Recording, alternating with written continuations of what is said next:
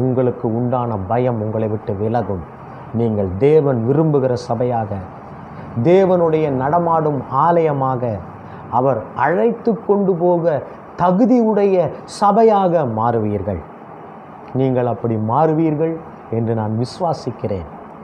உங்களை அலக்களிக்கிற எல்லா பயமும் உங்களை விட்டு அகல வேண்டும் என்று சொல்லி ஜபத்துடனே இயேசுவின் நாமத்தினாலே அந்த பயத்தை கொடுக்கிற சத்ருவானவனுக்கு நான் கட்டளை கொடுக்கிறேன். நீங்கள் தேவனை நோக்கி அமர வேண்டும் என்று சொல்லி ஜபத்துடனே வாசிக்கிறேன்.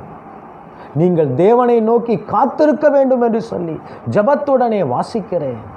நீங்கள் தேவன் எனக்கு கேட்டு அருளுவார் என்கிற விசுவாசத்திற்குள்ளாக வர வேண்டும் என்று சொல்லி ஜபத்துடனே நானும் ஜெபிக்கிறேன். நாம் ஜெபிக்கலாமா? கண்களை மூடுவோம். தேவ சமூகத்தை